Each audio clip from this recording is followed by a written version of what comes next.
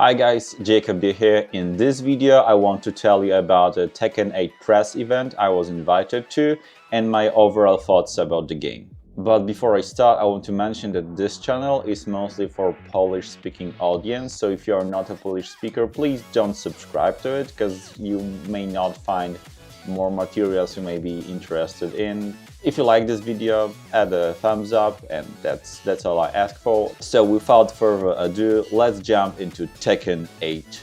You win.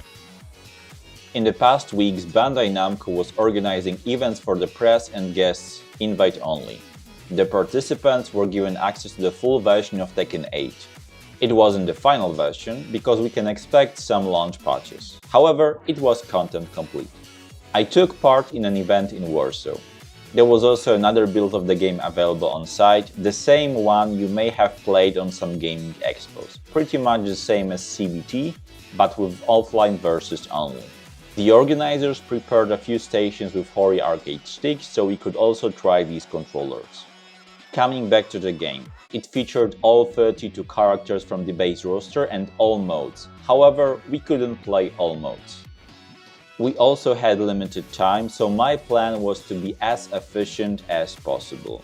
That's why in this video you won't learn about everything Tekken 8 has to offer. Instead, I will talk only about what I actually played. You win.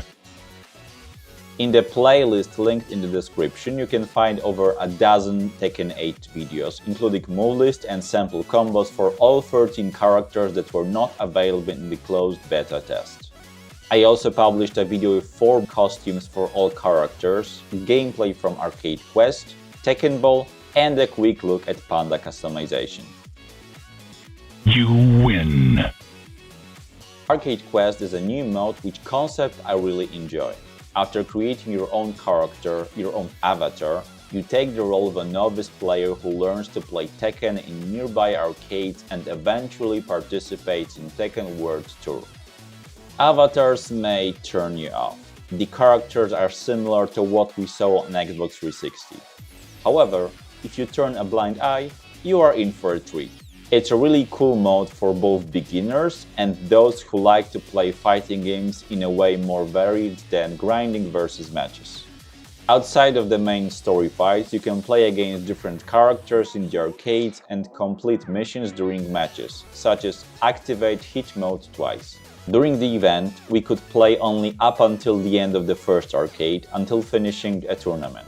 That's why I can't say with full confidence how others will differ from the first one, but I believe that in each arcade we will meet a strong Tekken World Tour player, the in-game TWT, not the real one, and each arcade will finish with a tournament.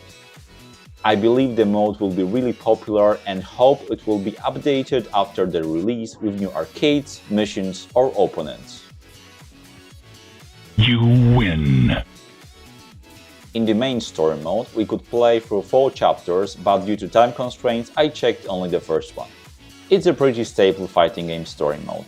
Fights divided by cutscenes along with some QTE where you can select to dodge an attack or attack the opponent yourself. The plot will be revolved around Kazuya, or rather Devil Kazuya, who organizes the King of Iron Fist tournament, as well as Jin, who will be fighting inner evil, trying not to become Devil Jin. Tekken 8 will also feature character episodes, but we couldn't play them during the event.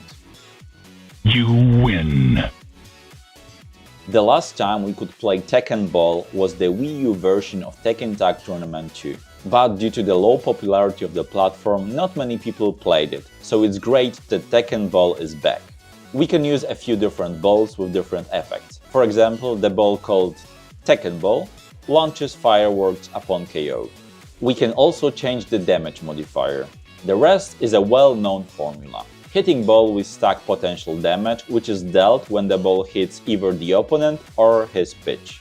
Is the mode fun? You bet it is. It's at least as fun as during the Tekken 3 days. I am pretty confident the mode will be popular at parties.